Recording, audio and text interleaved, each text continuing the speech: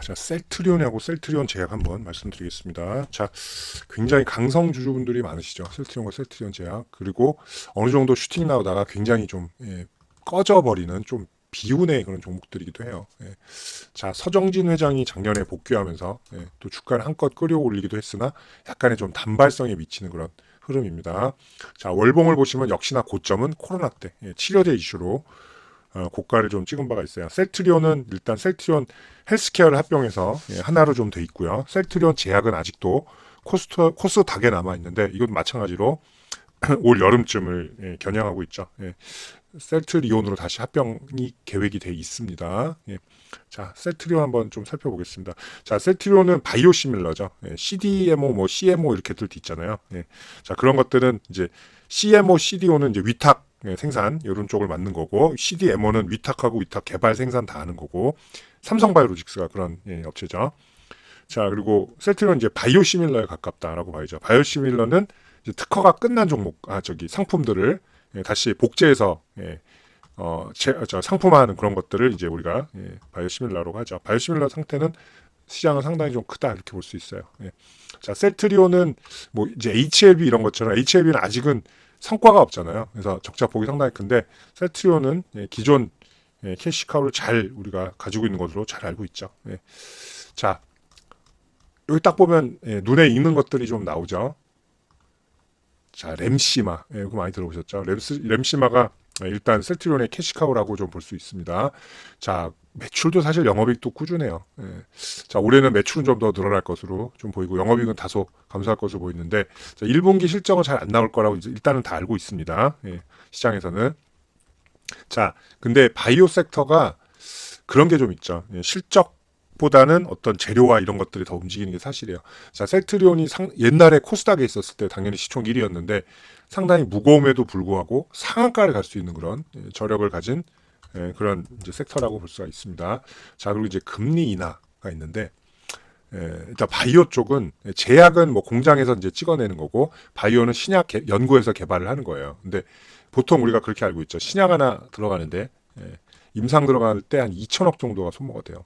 연구 개발기 뭐 해서 2천억 정도가 됩니다. 근데 물론 2천억을 들여서 다 성공하면 괜찮은데 실패하는 제약 제네릭이 거의 대부분이에요.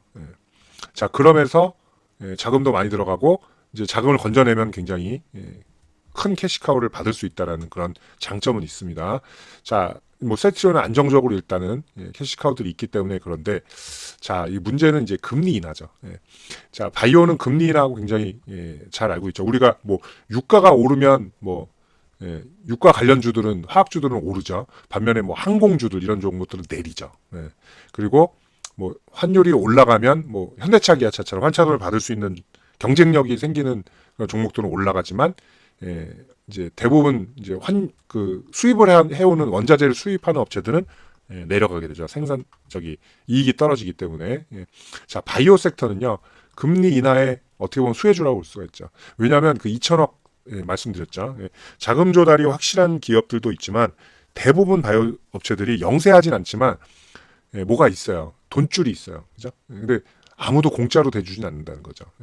빚이 있을 수 있고 대부분 이제 차입금이 많은데 그렇게 되면 이자 비용이 들게 되죠. 금리 인하가 되면 그만큼 그게 빠져나간다는 거죠. 그런 장점이 있다는 거예요. 그렇기 때문에 금리 인하 수혜주다. 자, 그런데 최근에 상황이 어떻습니까? 자, 올 초만 하더라도 자 6월 금리 인하 얘기 있었고 또 뭐가 있었어요? 올해 4회 아니다 뭐 5회도 가능하다. 이런 얘기들이 있었죠. 근데 그 시간이 지난 다음부터 지금은 어때요? 자, 금리 인하 이제 연준의 어떤 의원들은 안 한다. 금리 인하 없다라는 분들도 있고, 자, 그리고 뭐 파월도 굉장히 부정적으로 얘기하죠. 서두를 필요가 없다. 인플레이션 잡히는 거는 굉장히 늦다. 이런 얘기들 많이 나오고 있잖아요. 그러면서 굉장히 더디게 시간이 흘러가고 있습니다. 금리 인하의 시계가.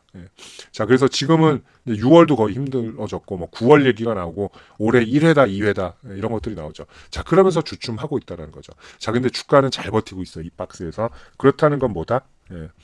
자, 뭐가 됐던, 조금 늦춰졌던 금리 인하는 어차피 온다라는 거죠. 그리고 제약 바이오가 사실 제대로 못 돌렸어요. 자, HLB 같이 그냥 재료가 터진 종목들은 당연히 올라갈 수밖에 없죠. 근데 나머지들 그죠?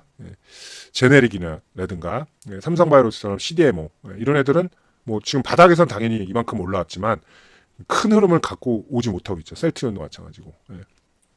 자, 셀트리온 뭐 지난주인가? 뭐 또 추가로 저기 자사주 매입이 있었죠. 750억. 뭐 그래도 뭐 큰 그게 없죠. 변동성이. 자, 이런 거라는 거죠. 자, 수급이 확 터질 만한 이슈들이 아직은 없어요.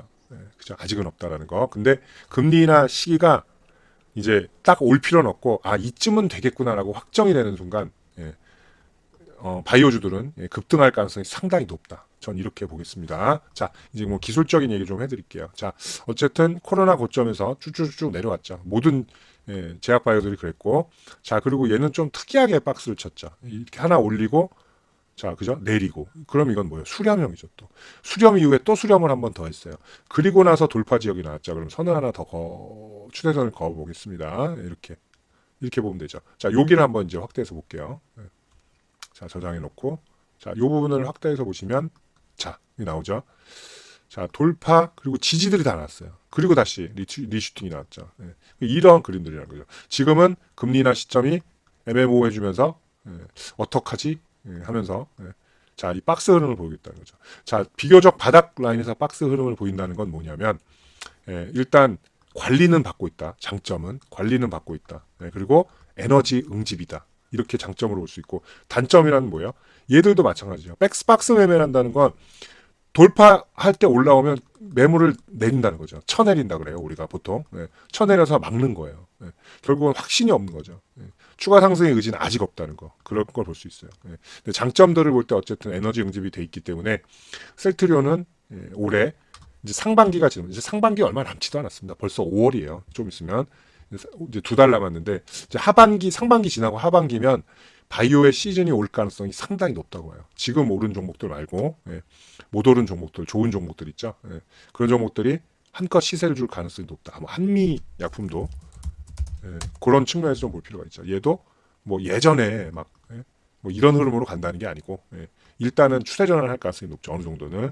자, 셀트리온과 삼성바이오로직스가 그런 일단 흐름을 보일 가능성이 높죠. 근데 셀트리온이 조금 더 그런 바이오 컨선에 대해서는 조금 더 강하기 때문에 요새는 좀 HLB가 그 이미지를 좀 뺏어왔지만 충분히 그런 여력이 있다 이렇게 볼 수 있습니다. 자, 셀트리온 없으신 분들은 솔직히 지금 자리 1차 매수하셔도 저는 아무 지장 없다 그래요. 지금 뭐 한 3% 오르지만 큰 흐름으로 볼 때 오늘 뭐 별거 없다. 일단 1차 매수 들어가고 2차 매수는 17만 원 초반 오면 한 번 더 사시는 그런 방향으로 해서 볼 필요가 있어요. 자, 목표가를 말씀드리면 일단은 뭐 나는 짧게만 하겠다. 그런 분들은 21만 원에서 한번 쳐내는 것도 괜찮아요. 여기 고가인데 21만. 여기서도 지지를 못했어요. 21만을. 그죠? 툭툭툭 무너지다가 저항으로 바뀌고 무너진 자리라 21만 원이 올라오면 다시 저항이 되겠죠. 자, 아니다. 난 강성주주다. 한 바이오 한번 흐름을 보겠다. 그러면 이 텀을 봐도 되실 수 있으면 저는 30만 원까지도 갈 수 있다라고 봅니다. 물론 올해 안에는 힘들어요. 올해 안에 30만 원 가기는 일단 힘든데 30만 원까지 어느 정도 롱텀으로 보실 수 있다. 이렇게 보겠습니다. 자, 가장 현명하게 제가 추천해드리는 그런 길은 이렇게 볼게요. 21만 원 1차, 25만 원 2차. 이 정도로 일단 매매하셔도 셀트리온 성공적이다. 이렇게 볼 수 있어요. 자, 셀트리온을 보고 그러면 셀트리온 헬스케어를 어떻게 들어갈까? 자, 얘는 합병 이슈로 들어가 있죠. 그죠? 자, 합병에 대한 그건 다 왔습니다. 앞쪽에서 다 왔죠. 재료는 있어요. 근데 또 막 합병 일자가 잡히고 진행이 되잖아요. 그럼 또 뒤늦은 추격 수급들이 분명히 들어온다는 거. 자, 마찬가지예요. 얘는 96,500원, 그냥 96,000원 하겠습니다. 96,000원과 86,500원, 요 사이 있죠. 요 사이 라인은 그냥 매수해도 상관없어요. 1차 매수해도. 혹시나 하는 추가 하락을 대비해서는 8만원, 75,000원까지 기다리셔도 됩니다. 2차 매수는. 1차, 2차 이렇게 진행하시고, 얘는 1차 목표가 13만원으로 두셔도 돼요. 13만원. 13만 원 두시고 만약에 추가 상승해준다. 합병 이슈로 가면 15만 원까지 가능한데 15만 원이 안 오르는 경우도 있어요. 떨어져서. 그러면 저는 한 15만 원 올 수는 있다고 봅니다. 자, 근데 15만 원 못 찍고 다시 13만 원으로 회귀한다. 그러면 또 그때 또 매도하셔도 한 40% 수익이 나죠. 그죠? 자, 13만 원, 15만 원 노리면서 셀트리온 헬스케어 셀트리온 제약을 매매하시면 될 것 같습니다. 자, 셀트리온과 셀트리온 제약 한번 살펴봤습니다. 자, 위에 보시면 전화번호 있죠. 더 셀트리온에 대한 더 많은 정보와 또 여러분들 궁금하신 종목 있으면 1번 누르셔도 되고 그렇게 하면 저희가 좋은 정보 드리도록 하겠습니다. 자, 감사합니다. 셀트리온 제약이었습니다. 감사합니다.